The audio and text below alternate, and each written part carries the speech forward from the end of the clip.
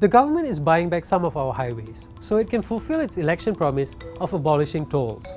But is that what the country's transport system really needs? Jikalau anda tidak mahu kadar tol naik, anda hanya ada satu pilihan. We have pledged to abolish tolls and buy back these highways. This is what we've been hearing for the last 2 election cycles. No more tolls. In the most recent election, Pakatan Harapan's manifesto promised to review all highway concession agreements to obtain the best value for money for the people. Ultimately, the manifesto promised to abolish tolls gradually. And that is what is happening now. During the Budget 2020 address, Finance Minister Lim Guan Eng confirmed the takeover of the LDP, Kesas, Sprint and Smart Tunnel for a grand total of 6.2 billion ringgit. But before we get into whether that's money well spent, here's a little history on our highways. Although most roads are public infrastructure built by the government, the highways are a little different. In the 80s, developing Malaysia wanted to build highways to better connect the country and spur its economy. But it didn't really have the money, so it entered into what we call public-private partnerships or PPPs. Under PPPs, an arrangement is made between the public sector and the private sector to provide certain public services. In return, the private company is able to make a profit from this. This happens in many countries around the world. And here in Malaysia, almost all our utilities are provided by PPPs, including electricity and most of our water supply. And of course, this is also how our highways were built. Private companies financed the construction of the highways and in return had the right to collect a toll from the road users during the agreed concession period. At the end of the concession period, ownership of the highways would then be transferred back to the government at no cost.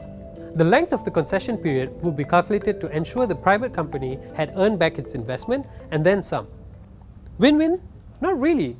Some people started to complain that these PPP agreements for highways, what we call toll concessions, were too lopsided.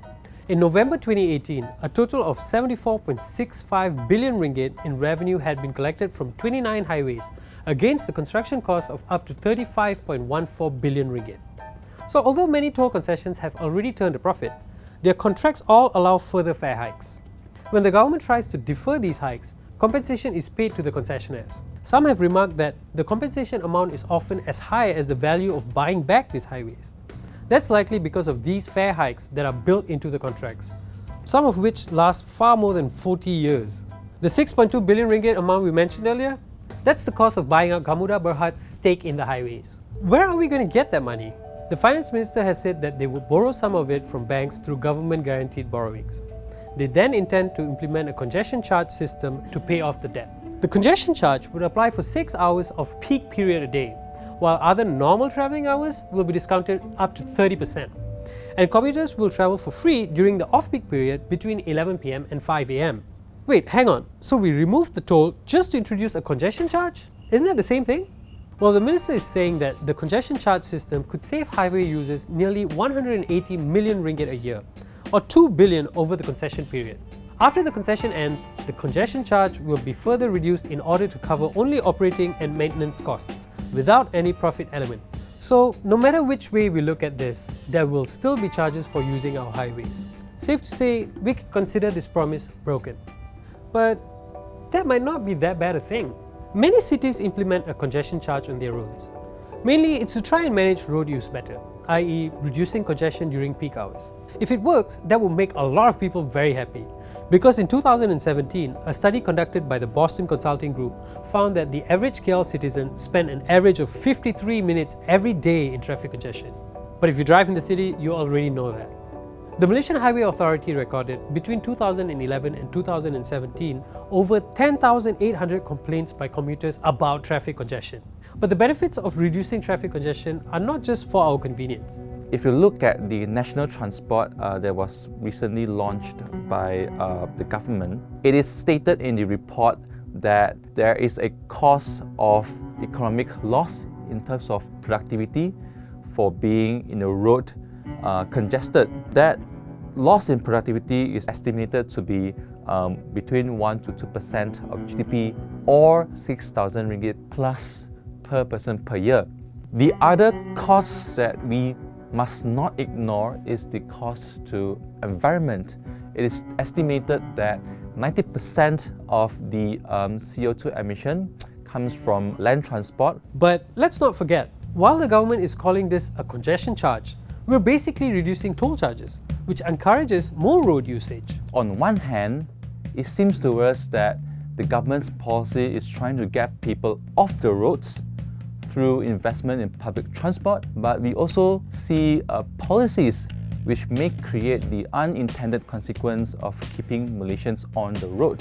Toll abolishment, among many things, may reduce the cost of driving, and that may defeat some of these other policy initiatives to encourage public transport ridership.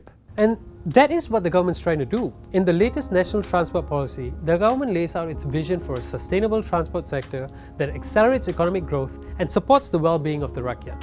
As our urbanization rate is projected to reach 80% by 2030, it recognizes the need for public transport systems that is efficient and across able to encourage the population to adopt it as a primary means of transport. As Malaysia is amongst the highest in the world in car ownership, it also recognizes that infrastructure development to accommodate increasing private vehicle ownership leads to an unsustainable spiral, as indicated by the best practices from developed cities. Doesn't all this seem like the government's contradicting itself? Shall we go for public transport or private vehicle? That's why, as a policy maker, they have to make their mind clear. When you think that you want to promote public vehicle use, you shouldn't bother about whether the private vehicle users are happy or not happy. If there's a congestion, just let it congest. Until one day they cannot stand, there's always one good option for them to choose, which is public transport. Here's another complicating factor. Plus Highways. Plus has the longest and most lucrative highways in the country and has two shareholders, Khazanah Nasional Berhad under the Prime Minister's Department and EPF under the Finance Ministry. So despite basically being owned by the government reportedly owes Plus 2.7 billion ringgit in compensation for previous toll freezes. On top of all that, Plus is 33 billion ringgit in debt. But that hasn't stopped them from paying out dividends of between 450 million ringgit and 700 million ringgit annually to its shareholders from 2015 to 2017. That's a whole other complicated thing. But several private companies have come forward offering to take over Plus. Maju Holdings shared a proposal with the government and said it would absorb the 2.7 billion ringgit compensation and still offer a reduction in tolls from 25% to up to 36%, whilst also making improvements to the highway. Highway or road is the most important basic infrastructure for the country. I disagree that this can be controlled by other companies. Most of the highway belong to the private company. Government cannot fully influence them because they have their own company policy. If the government take over the highway, government has to say whether they want to reduce the fare or not. The most important thing is that if they think that they can take over the highway and they want to operate, whether they are capable to bring down the cost or not. Reports have said that Lim Guan Eng isn't interested in Maju's proposal though, as he is set on nationalising the country's highways and introducing a congestion charge. Lim had said that this method, if successful, could be a model for the government's takeover for other highways. At the same time, the Works Ministry had commissioned a report by an independent consultant to suggest solutions that will ease the burden on highway users. When this report becomes publicly available, perhaps it will become more clear what the government really intends to do.